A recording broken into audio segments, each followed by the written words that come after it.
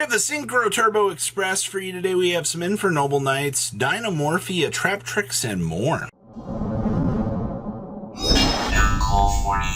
You guys smash the crap out of that subscribe button so you guys don't miss out on more honest content. We're starting off over here with the Synchro Turbo Express. Now, 50 cards is not an easy feat out here. You have a lot of management you have to do in the resource pool out here, in my opinion, but this also ensures, hey, I'm gonna probably brick a little bit less. I also see we're playing one copy of the Junk Servant out here. I mean, hey, a free little special summon, you know, from the hand as a level 4, giving you the ability to use this as an extra little synchro piece along the way, because it not being a tuner is fine, because, you know, as soon as you hit the Junk Speeder here, congratulations, you know, you have this, it's a free special summon, you're good to go. I do see that we're not doing a lot of the cool craziness that a lot of these builds are doing. You know, like Jet Synchron, sure, you have the Assault Synchron, and of course you have Revolution Synchron, but that's about it. I mean, Diabellstar is going to be another card that's going to help you turbo jump into these other Synchro numbers, which is actually fine. We are playing one copy of Synchro Rumble, as you should be. The free Monster Reborn that this gives you is incredibly strong. So we're playing some Mulch Armies, capitalize on some free draw power. Once we do see the new Mulch Army touchdown, I think this deck's going to have some inherent issues, because, you know, considering how many cards you can, you know, rip away here. Also, this deck is basically Trishula Turbo. The whole gimmick of this deck is trying to shave away as many resources as you can from your opponent. So, you know, soft looping Omegas, you know, the Trishula, eating away the hand. You have a lot of cool options available to you in this deck. Free Fenrir special summons also going to be good. So if you are looking at a fun build out here to mess around with, you know, granted, you know, the Synchro Turbo box, losing Baron, and losing a lot of the card pool that you've had going for you, this deck feels very much like a former shell of itself at this point. I do agree with that sentiment a lot, but that does not mean that this deck is not still able to function and be able to take down games. That's the most important part. Okay. Ooh, we actually have, I think this is by far one of the more interesting Infernoble Knight decks that I have had the chance to see out here. Now, I'm not clamoring for Infernoble support out here by any stretch of the imagination, but I will tell you, it is interesting to see, you know, the ratios and ideas that people are trying out here, at least seeing what they can do. You know, we have the Battling Boxer Uppercutter as a 3-of with the Spar. Do keep in mind, Spar is not a once per turn. That's the most important thing that you need to know about this card, all right? If you can loop this on back to the hand and generate some extra resources with this, you are able to keep dropping it on the field. I've seen some stupid stuff. Now, I do see we are doing the Armored Xyz package in here with the full Armored Xyz. You know, hey, being able to toggle on up into this, I mean, you just got to get to what? A rank 4 monster, congratulations. Boom, Dugaris, all right? Or, you know, this terrible Dempsey that's already done its purpose out here by doing its thing. Congratulations, rank on up into the Fortress, and then, you know, you're able to make the full armored during the opponent's turn for that extra little push. I like that. I also see we are citing a copy of Roland, which is fine. We are citing a Rise Heart. I mean, hey, extra little fire extension options are always going to be good. And you do see the Angelica's Angelic Ring down here as well. I like this card a lot, but this deck cannot afford to main deck this anymore. It is such a dead card now, since, you know, you've lost, you know, a soul, being able to basically help turbo through and help set things up. You can't afford the slot for it in the main deck anymore.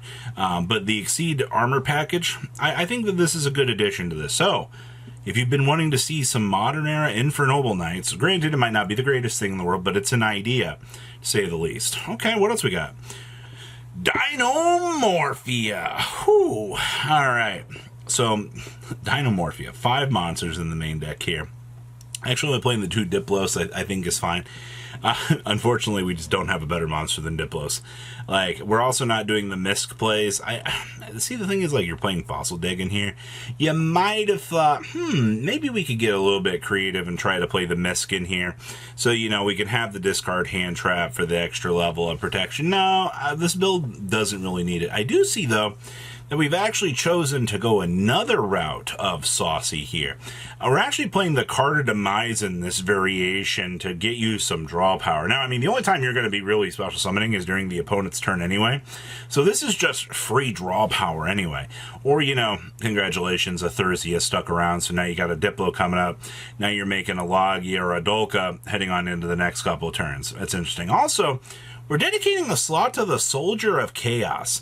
I guess to be fair, if there comes into a situation that you feel like you have to have a big monster kind of start trying to control your opponent out of the game, making the Soldier of Chaos is definitely not like the worst thing I've seen. We're also not doing the Supreme King shenanigans that a lot of these builds have kind of become known for.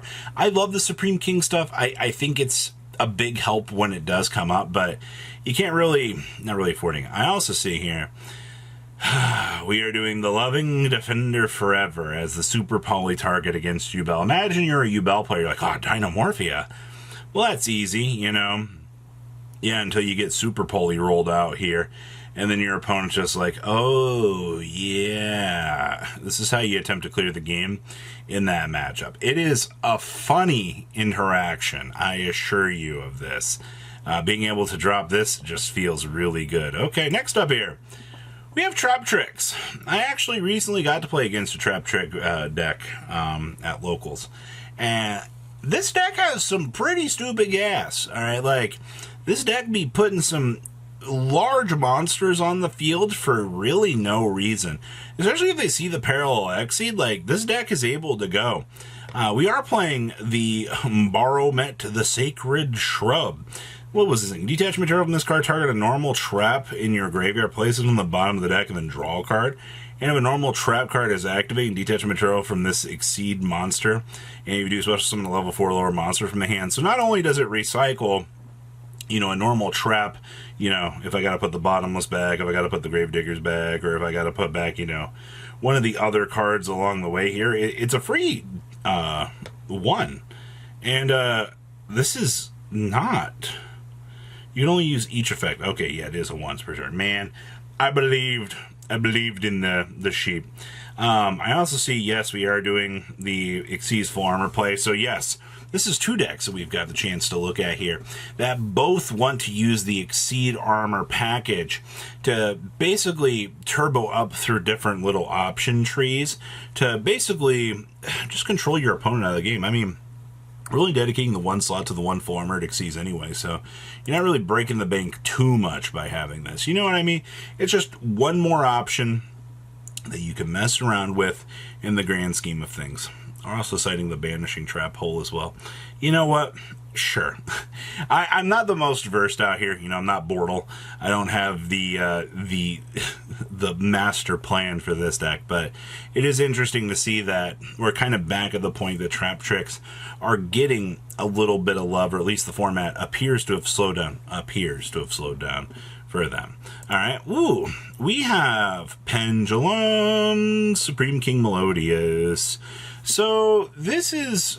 I'm glad to see that the ECG is trying out the OCG version of this deck, but, you know, we don't have Electromite, so, you know, the extra free advantage that I feel like you're kind of building up with this deck doesn't really feel like it exists all that much. It's still cool. I mean, hey, look, you're still playing the box to make off of the Ostinatos because Ostinato is an incredibly stupid good card.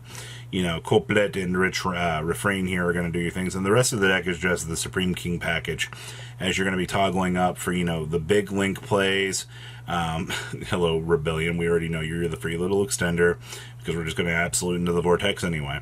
Double Dragon Shrine, I think, is fine for this version. I mean, you're also playing the Foolish Burial to drop this as well. So you have technically 6 copies of Dark Worm at your disposal to get the deck going. Okay. And of course, you have 2 Wings of Light anyway. So your entire deck is basically good to go. And of course, hey, look, Secret Village locking your opponent. I too love the fact that my opponent cannot play the game. You know, we went from having monsters on the end board to protect your opponent to activating a singular field spell card to being the lock that stops your opponent from playing the game. Isn't that ever so ironic? That's why I love this game some days. So, what do you guys think about all of these relatively interesting decks? Please leave a comment down below, tell me what you guys think, and of course, if you guys have anything interesting, leave it down below as well. You guys have a good rest of your day, alright? Patrons, thank you!